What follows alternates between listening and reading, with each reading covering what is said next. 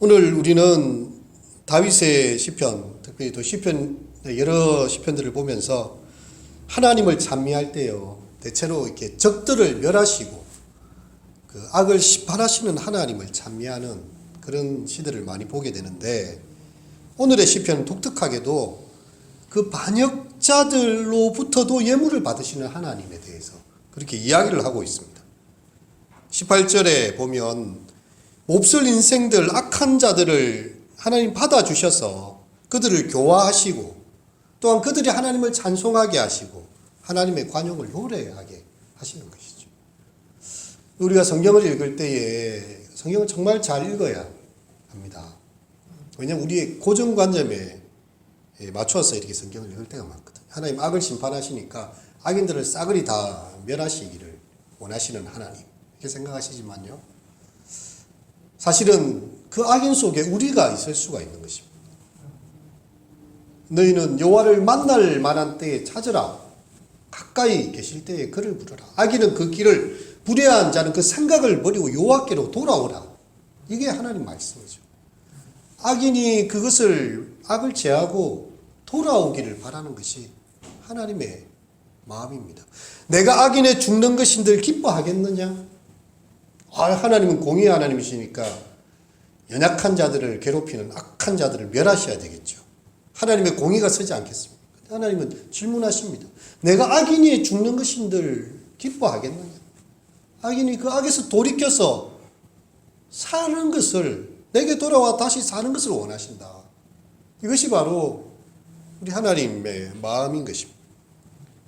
18절 다 함께 다시 한번 읽어볼까요? 시작.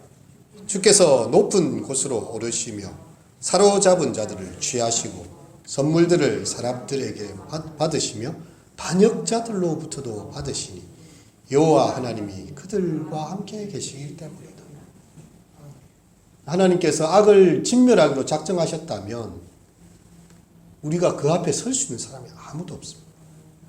하지만 하나님께서는요, 그 마음이 반역하고 하나님을 떠난 자들이라 할지라도 그들이 돌이켜서 하나님께 경배하는 그것을 원하시는 것이지요.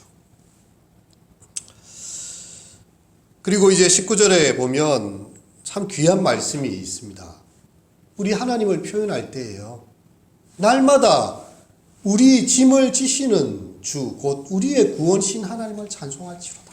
이렇게 고백을 하고 있습니다. 사실 아까 17절에 읽어보면 하나님의 병거는 천천히요 만만이라 주께서 그 중에 계심이 신의 산 성소에 계신 같도다. 하나님의 초월하시고 높으심이 그려지지 않습니까? 천천과 만만의 병거를 거느리시며 그 성소에 높이 계신, 신의 산 성소에 계신 그 영광의 하나님이요,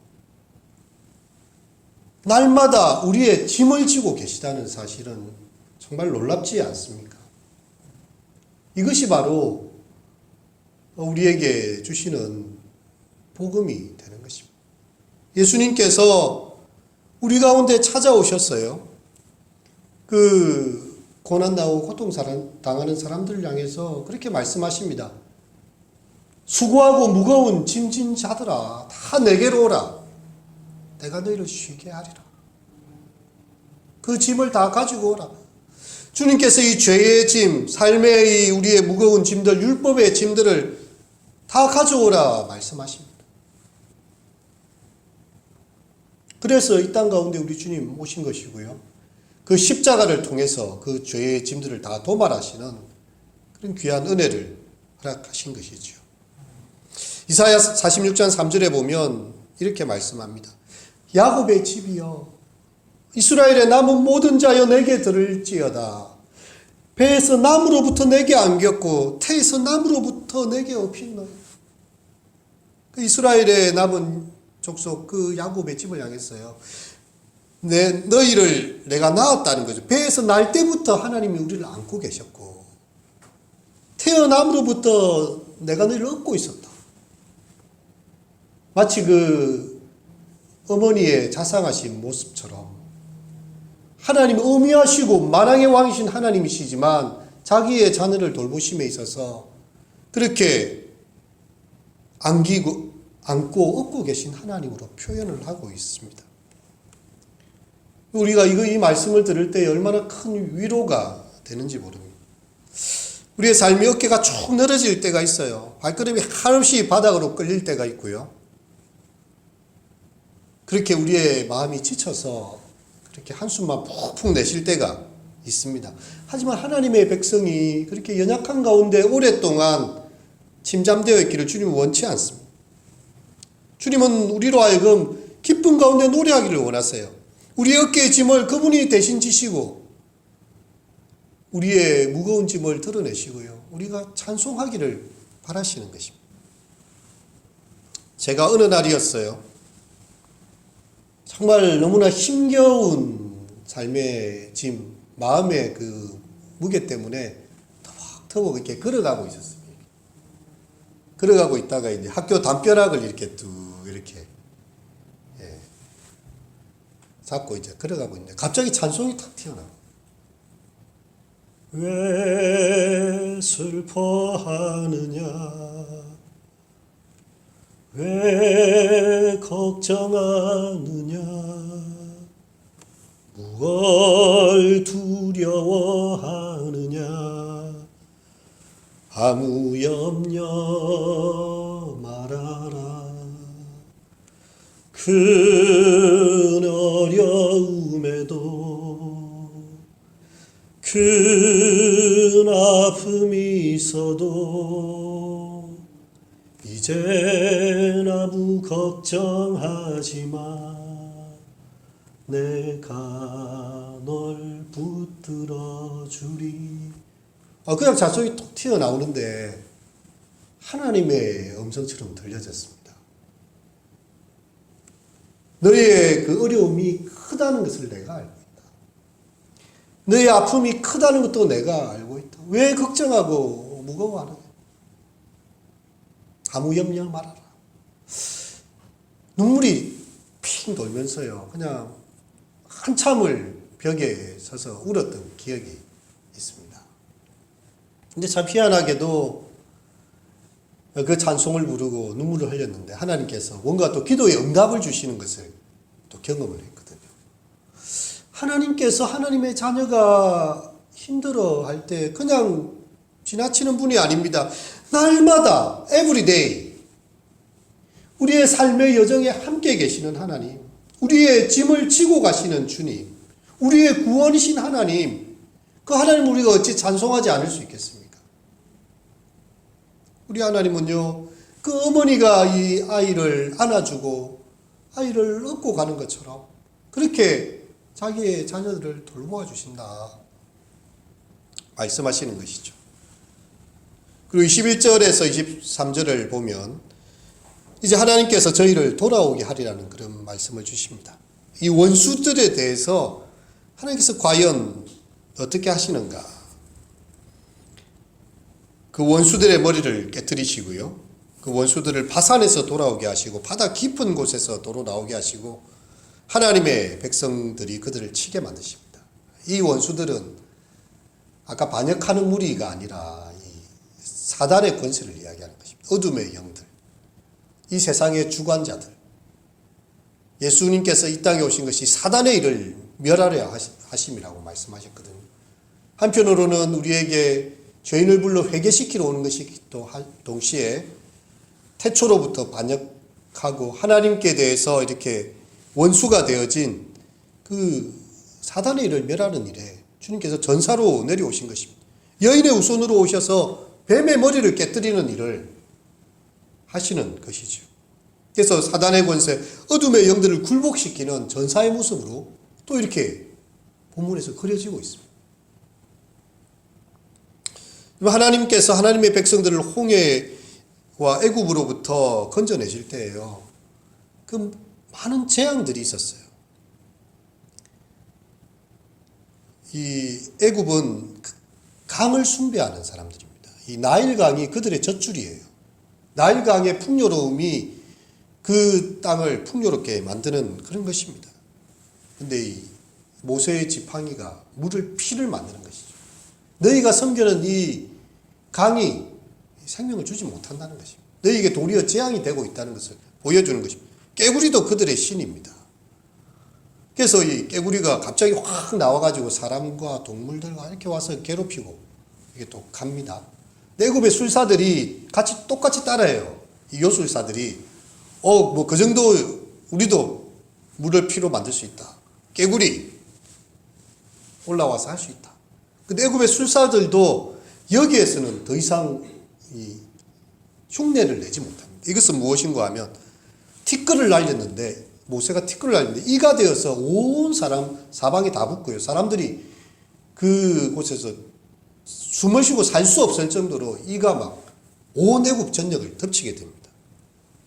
이 티끌 가지고 이를 만드는 일을 애굽의 술사들은 할 수 없습니다. 그래서 바로 왕에게 찾아갔어요. 왕이시여, 이것은 하나님의 권능입니다. 이렇게 이야기합니다. 그 이후로부터의 어떤 재앙들은요, 이제 하나님의 백성들을 이 완악한 바로의 마음을 쳐서 결국에는 하나님의 백성들이 애굽의 노예 생활을 끝을 내고 출애굽하게 하시는 놀라운 그 역사들로 이렇게 되어지는 것이죠. 하나님께서 그렇게 애굽으로부터 그들을 구원하시고요. 가나안의 바산 왕 옥 같은 아주 호전적인 전쟁 영웅들과 싸워서도 이기게 만드십니다. 끔찍한 위기로부터 자기 백성들을 구해내십니다. 그래서 하나님의 명성은 이 구원의 기억 속에 생생하게 자리 잡고 있는 것입니다.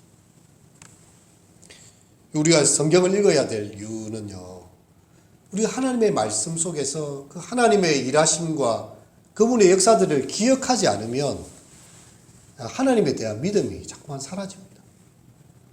세상의 일들이 커 보여요. 세상의 뉴스가 틀린 건 아닙니다.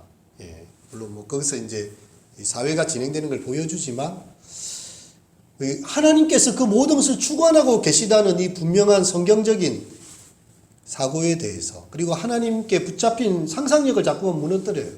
이 세상이 마치 모든 것들이 뒤죽박죽 섞여진 카오스와 같은 것이고 무질서함 속에 있고 그 속에 우리가 불안에 떨 수밖에 없는 존재임을 자꾸만 우리로 각인시켜 줍니다.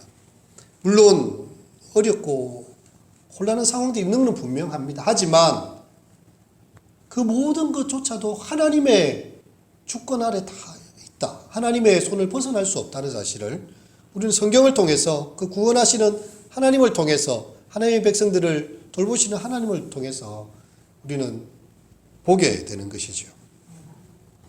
이제 하나님의 행렬이 24절에서 27절에 나오는데요.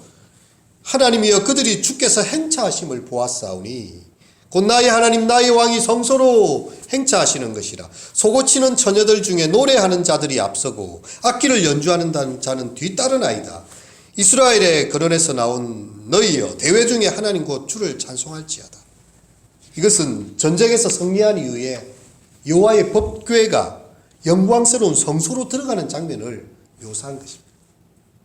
주께서 행차하심을 이 언약궤의 행차를 통해서 이렇게 표현이 되는 것이죠.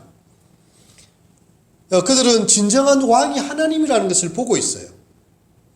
그래서 앞에서 노래를 부르고 뒤에는 소고를 치면서 우리를 다스리시고 우리를 구원하신 하나님을 그들은 찬양하고 있습니다. 그리고 베냐민과 유다, 스불론과 납달리의 고관들이 거기 있어요.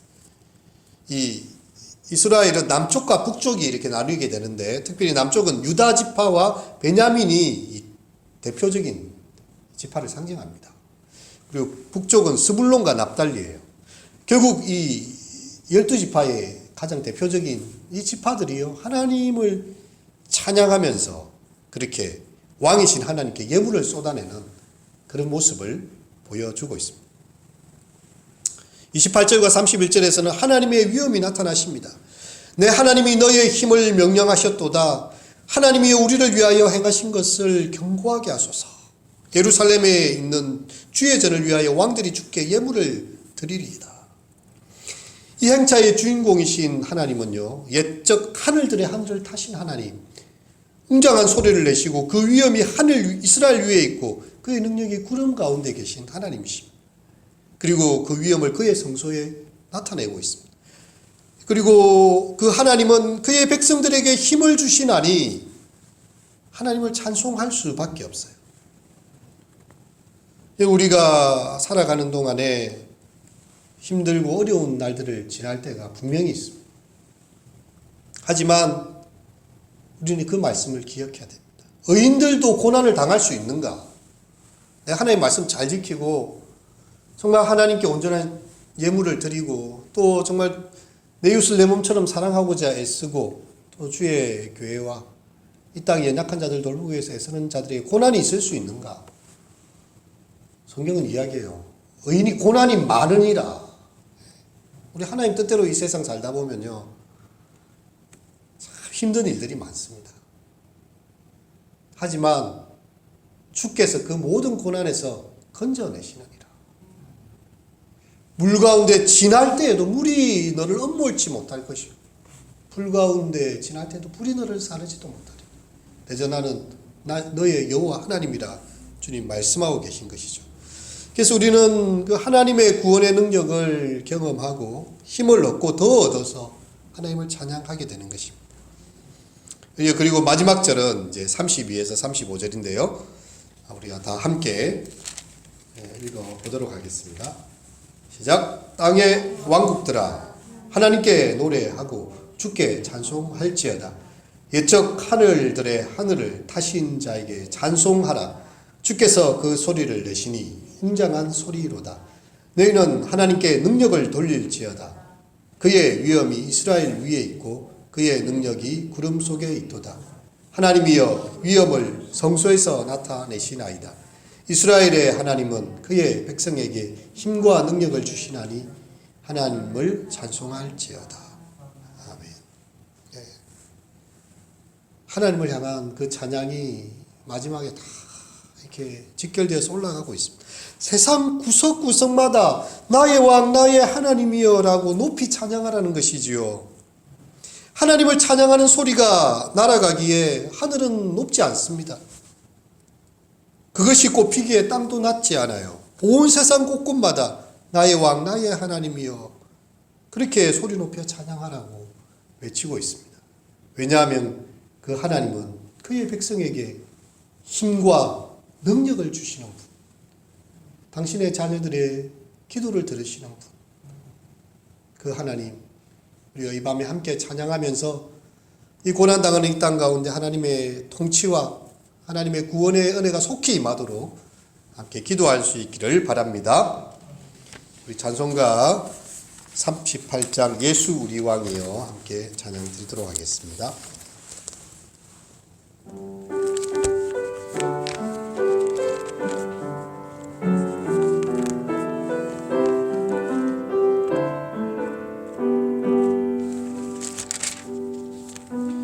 예수 우리 왕이여 이곳에 오셔서 우리가 함께 드리는 영광을 받아 주소서. 우리는 주님의 백성, 주님은 우리 왕이라. 왕이신 예수님 오셔서 좌정하사 다스리소서.